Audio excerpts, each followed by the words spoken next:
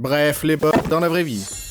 C'était mon premier jour de vacances. Dans un jour comme celui-ci, tous les gens normaux font la grasse matinée, se promènent ou font la fête. Mais je voulais autre chose. Café, gaufres, sandwich. Je me suis assis devant l'ordinateur. Hors de question de me déranger pendant quelques heures. Pendant que le jeu se chargeait, j'ai mangé tout ce que j'avais. Même le tapis de souris. Mais j'en avais d'autres. J'ai commencé à jouer. Au début, j'étais un cow-boy dans le Far West. Puis j'ai braqué des banques. Et créé la famille idéale dans les Sims. Les 4 dernières heures étaient passées comme 240 minutes. Et bien sûr, j'ai fini avec Counter-Strike. Je devais aller aux toilettes. Merde, je peux pas mettre sur pause. J'ai décidé de faire un rapide aller-retour. J'ai couru aux toilettes, lâché un parpaing et fait demi-tour. J'ai glissé sur quelque chose qui sortait de nulle part. J'avais glissé sur un vieux morceau de pain. J'étais sonné. J'ai décidé de m'allonger un moment. Je me suis allongé et j'ai fixé le plafond. Le plafond m'a fixé. Un œil, des yeux. J'avais bugué. J'ai regardé par la fenêtre. Tout était normal. J'ai fermé la fenêtre. Il faisait trop sombre. Je l'ai rouvert. C'était mieux. Visiblement, la réalité informatique semblait s'être mélangée à la réalité après l'impact. Je devais vérifier tout cela. Je me suis préparé un thé. J'ai pris du chocolat. Il ne restait qu'un seul carré. Voyons si ça fonctionne. CTRL-C, CTRL-V. CTRL-C, CTRL-V. CTRL-C, CTRL-V. Et voilà, 4 carrés. On devrait se cogner la tête plus souvent. J'ai décidé de mettre un peu de musique. Avec le mauvais temps qui arrive, garder des vieux balais sur un pare-brise neuf. Merde, ils sont même ici. J'ai éteint la musique. Je devais profiter des opportunités du monde virtuel pendant qu'elles sont disponibles. J'ai d'abord vidé la poubelle. J'ai appuyé dessus. J'ai sélectionné vider la corbeille. Elle s'est vidée. Mortel. Il y avait un tas de trucs sur le canapé. J'ai cliqué sur les vêtements et appuyé sur filtre et par. J'ai filtré par taille, ensuite par type et par couleur. Puis un bug s'est produit. Les vêtements bougeaient dans tous les sens. Ils s'élevaient et ensuite disparaissaient. Il fallait faire quelque chose. Que font les programmeurs dans ces cas-là? Je suis sorti de chez moi et je suis re-rentré pour arrêter ce bug. Mais ça ne fonctionnait pas. Donc les bugs dans la vie réelle sont beaucoup plus difficiles à corriger. J'ai réessayé. Mais je suis passé à travers le canapé. Wow! Le canapé est devenu blanc. Et une notification est apparue indiquant qu'il ne répondait plus. Ça a commencé à me stresser. Je suis allé dans le couloir, je me suis regardé dans le miroir. Mon reflet ne coïncidait pas avec mes gestes. C'est quoi ce bordel? J'ai sauté sur place, puis mon reflet a complètement déraillé. Il fallait refroidir le processeur. Je me suis lavé le visage. On frappait à la porte. J'ai essayé de l'ouvrir, mais ma main passait à travers la poignée de porte. Une notification est apparue pour dire que la période d'essai de la porte est terminée. Il me fallait entrer la clé d'activation. J'ai entré la clé dans la porte. C'était Cyril. J'étais tellement content de le voir. Nous sommes entrés dans la pièce et je lui ai demandé s'il avait vu quelque chose d'inhabituel. Il avait vu un truc. J'ai demandé quoi? T'as pas de pantalon?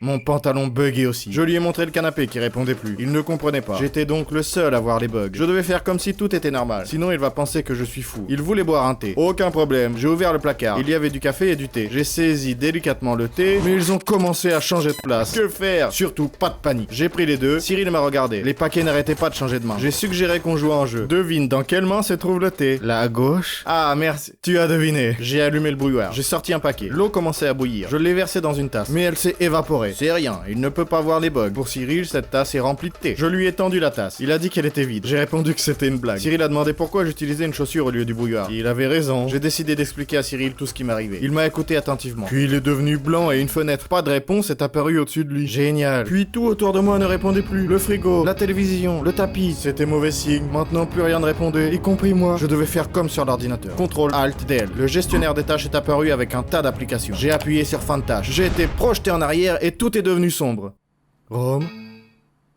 Romain, tu es bloqué ou quoi?